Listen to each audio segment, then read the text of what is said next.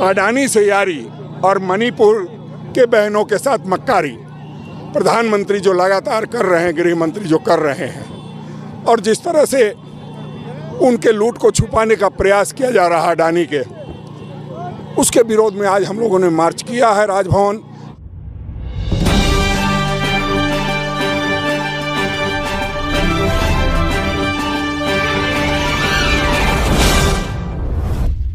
थोड़ा क्या मार्च है आज अडानी और मणिपुर के मुद्दे पे क्या कर रहे हैं? जी बताएं। देखिए, यह जग जाहिर है कि किस तरह से मणिपुर जल रहा है। बराबर हिंसा की घटनाएं हो रही हैं, हत्याएं हो रही हैं, निरीह लोगों को मारा जा रहा है। किस तरह वहाँ प्रशासन विफल है, ये जग जाहिर है। लेकिन केंद्र सरकार और माननीय प्रधानमंत्री इस पर मौन है। उसके रोकथाम के लिए या शांति बहाल करने के लिए किसी तरह का कोई कार्यक्रम कदम नहीं उठा रहे हैं। दूसरी ओर हमारे सदन में, पार्लियामेंट में और पार्लियामेंट के बाहर हमारे माननीय नेता श्री राहुल गांधी जी बराबर अडानी और उनके सहयोगियों के द्वारा जो रिश्वतखोरी है, भ्रष्टाचार है, जालसाजी है, इन मुद्दों को लेकर आवाज़ उठाते रहे हैं। अमेरिकी द्वारा भी इसकी स्पष्ट जो घटनाएं हुई है या जांच हुई है, उससे ये सारा चीज़ परिलक्षित होता है। लेकिन इस पर भी केंद्र की सरकार और हमारे प्रधानमंत्री मौन है। उस पर न किसी तरह का जांच बैठा रहे हैं और न उस खिलाफ किसी तरह का काम कर रहे हैं। इन दोनों प्रकरण को लेकर आज कांग्रेस के झारखंड प्रदेश कांग्रेस कमेटी, अखिल भारतीय कांग्रेस कमेटी के निर्देश पर यहाँ के तमाम कांग्रेस जन, हमारे विभिन्न प्रकोष्ठ के, हमारे NSUI, यूथ कांग्रेस, अल्पसंख्यक महिला कांग्रेस, ST, SC, OBC, पंचायती राज, तमाम हमारे विभिन्न जिलों से आए हुए हमारे संगठन के साथी, जिला अध्यक्ष और सभी प्रकोष्ठ, हमारे विधायक, हमारे मंत्री और हमारे बोर्ड निगम, सभी कांग्रेस जन इस कार्यक्रम में शामिल हुए और सड़क पर उतर करके राजभवन मार्च का ये कार्यक्रम आयोजित हुआ। इस वक्त हमारे साथ मौजूद है पूर्व मंत्री बादल पत्रलेख जी। अब हम इनसे आज बाबा क्या मार्च, राजभवन मार्च क्यों करना पड़ा कांग्रेस को? जिस तरह से अभी जो पार्लियामेंट सेशन चल रहा है या उसके पहले भी जो देश के सामने अहम सवाल है, यहाँ के केंद्र सरकार और उनके उद्योगपति मित्रों को लेकर और भी अन्य मुद्दे हैं। जैसे आपने कल देखा होगा कि झारखंड का जो बकाया है 1,36,000 करोड़, वो हम कह रहे हैं, पॉलिटिकल व्यक्ति कह रहा है, ऐसी बात नहीं है। यहाँ के मुख्य सचिव ने चिट्ठी लिखा है, उनके उपक्रमों की देनदारियाँ पड़ती है और उनका जिस तरह से गैर जिम्मेदाराना जवाब आया है, ये कोर्ट का जो डायरेक्शन है उसका सरासर उल्लंघन है, अवमानना है। और भी मणिपुर पर जो उनके मौन हैं, और भी मुद्दे जिससे वो भाग रहे हैं, संसद में जवाब देना नहीं चाहते और बार बार पीछे की ओर, अतीत की ओर ले जाते हैं। भाई, आप सत्ता में आप तीसरी बार आए हैं, आपकी जवाबदेही क्या है, आपकी जिम्मेदारी क्या है? आप उससे बचने के लिए लोगों का ध्यान हमेशा अनर्गल चीज़ों में आप निपटाते हो, तो यह देश के लिए अच्छी बात नहीं है, यहाँ के आवाम के लिए अच्छी बात। कल गृह मंत्री ने राज्यसभा में बाबा भीमराव अंबेडकर साहब पर भी जो बातें कही, जो कांग्रेस को आड़े हाथ लिया, इस पर क्या लगता है कि एक संविधान रचिता का इस तरह से नाम को बार बार लेना, उनके बातों को माने कहा जा सकता है, इसको आप लोग किस रूप में ले रहे हैं?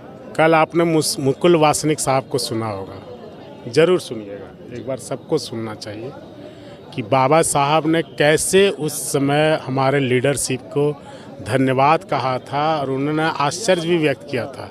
उन सब बातें लिखित है, उन्होंने बोला है और उन सब बातों को तोड़ मड़ोड़ कर कभी इसको नहीं, कभी उसको नहीं, कभी ये नहीं, कभी वो नहीं, तो इन सब ये है कि लोगों को, वर्ग विशेष को कैसे भड़काएं, उनके ये है। सच इससे परे है।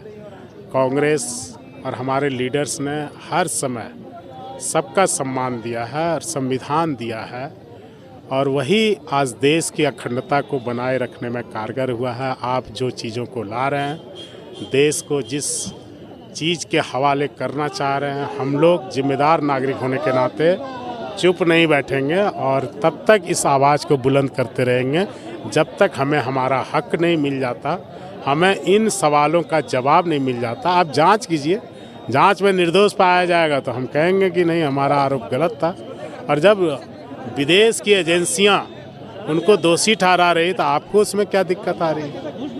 ये तो देश के सामने भ्रम का स्थिति है, और हम कह रहे हैं ऐसी बात नहीं है, फैक्ट्स है, फाइंडिंग्स हैं, कोर्ट कह रहा है, और जो एजेंसी जो विदेशों की है वो भी कह रही है, मान रही है, सम्मान कर रही है, FIR कर रही है, और आपको सिरे से आप उसको नकार रहे हैं, तो ये कहीं ना कहीं एक दिन सच आएगा।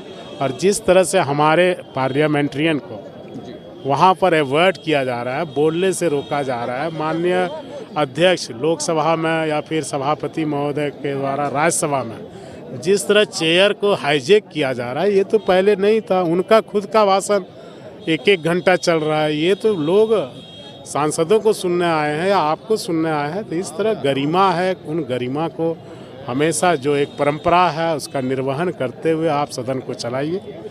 हम आपकी अवमानना नहीं करते हैं, लेकिन जो यहाँ जीत के गए हैं, करोड़ों लोगों की आस्था जिनके प्रति है, उनके आवाज़ को नज़रअंदाज करना लोकतंत्र के लिए खतरा का घंटी बजना है, और उसी को लेकर हम लोग सड़क पर हैं।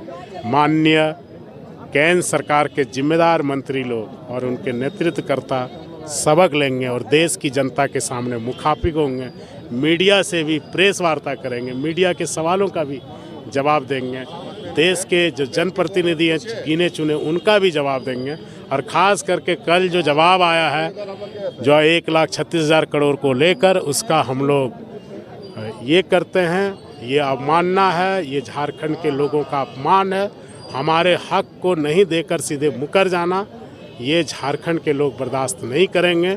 आने वाले दिनों में माननीय मुख्यमंत्री जी ने भी कहा है कि हम चुप नहीं बैठेंगे। आज कांग्रेस के नेतृत्व में आपने प्रदर्शन को देखा, कल घटक दलों के नेतृत्व में होगा, और इसके बाद विभिन्न NGOs, समाज सेवी संगठन, वो भी चुप नहीं बैठेंगे। जब हक की बात आती है, जब मान सम्मान की बात आती है, तो हमें चुप बैठना मतलब इतिहास हमें दोषी करार देगा कि जब आपके साथ ये अन्याय हो रहा था तो एक सजग प्रहरी होने के नाते आप क्या कर रहे थे। उन सब चीज़ों का जवाब देने के लिए हम लोग आज सड़क पर थे। माननीय राज्यपाल महोदय के माध्यम से केंद्र सरकार का ध्यान आकृष्ट करना चाह रहे थे।